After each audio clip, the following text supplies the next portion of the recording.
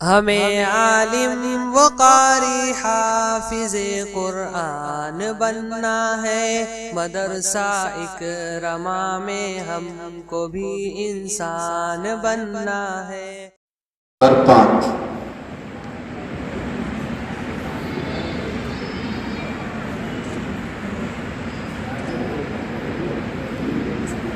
نحمده ونصلي على رسوله الكريم، اما بعد۔ نہ مسلے نہ رہبر نہ رستہ نہ منزل، الہی یہ دنیا کدھر جا رہی ہے۔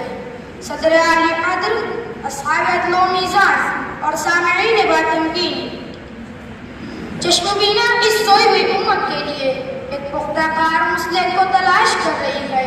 ہوش و خرد کسی رہبر منزل کے منتظر ہے۔ بے صفتی کی شکار یہ امت مسلمہ راستے سے بھٹک چکی ہے اور کھو چکی ہے منزل مقصود۔ ایسے ماحول میں سما کہہ رہی ہے، نہ مسلح نہ رہبر نہ رستہ نہ منزل، الہی یہ دنیا کدھر جا رہی ہے۔ حاضرین، امت محمدیہ وہ امت ہے جسے بھٹکتی اور سسکتی انسانیت کی رہبری کے لیے پیدا کیا گیا۔ قرآن نے جسے خیر امت قرار دیا، مگر افسوس آج یہ امت اپنا مقام اور اپنی ذمہ داریاں بھول چکی ہے۔ قائدانہ سے آپ سے عادی اور مجاہدانہ کردار سے خالی ہو چکی ہے۔ جسے دنیا کی قیادت کرنا تھا، آج وہ خود بے کردار اقوام کی غلام بنی ہوئی ہے۔ جس امت کے اسلاف نے کیسر و کسریٰ کے غرور کو خاک میں ملا دیا، سمندروں میں گھوڑے دوڑائے، یورپی خلیج اور افریقہ کی صحراؤں میں آسانی دی، آج وہی امت فرائض قیادت اور واجبات امامت کو بھول بیٹھی ہے، جس کا نتیجہ یہ ہے کہ عالم انسانیت میں کوہرام مچا ہوا ہے۔ دنیا حق کی تلاش میں حیران و پریشان ہے۔ وہ کبھی کمیونزم میں ترقی کی راہیں ڈھونڈ رہی ہے، کبھی سرمایہ دارانہ نظام میں، کبھی جمہوریت میں انصاف تلاش کر رہی ہے، کبھی بے جان پتھروں کی پرستش میں سکون کی طالب ہے۔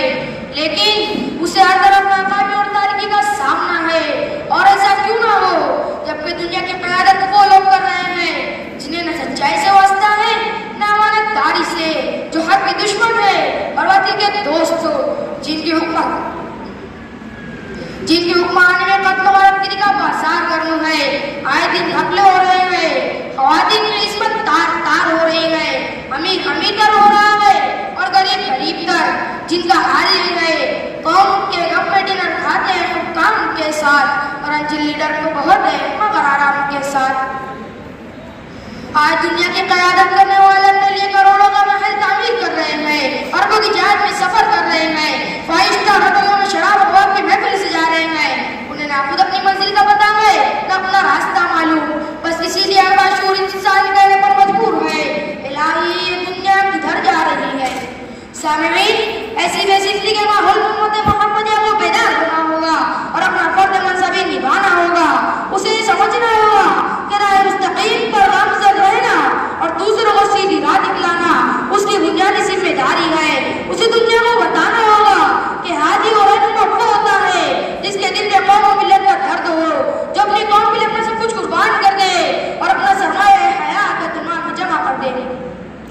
قائد رہبر وہ ہوتا ہے جو سرحدوں کی حفاظت کے لیے ہر لمحہ چوکنا رہے، جو راتوں گشت کر کے بیمار بڑے دنوں کا پتہ لگائے، جو اپنی پیٹ پر رات ڈال کر بھوکوں تک پہنچائے، جو خود بھوکا رہ کر دوسروں کو کھلائے، اور اگر کوئی بھوکا انسان اپنے پیٹ میں بندھا ہوئے پتھر دکھلائے تو مسلم اور رہبر اپنے شکم پر دو پتھروں کا نظارہ کرا دے۔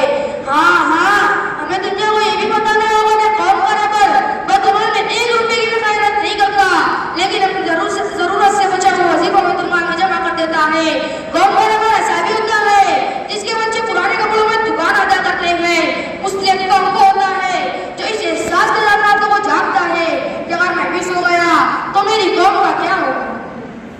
حاضرین، قبل اس کے بہت دیر ہو جائے اور دنیا پوری طرح باطل کی پرستار ہو جائے اور انسانیت کا سفینہ غرق ہو جائے، اٹھیے اور اپنے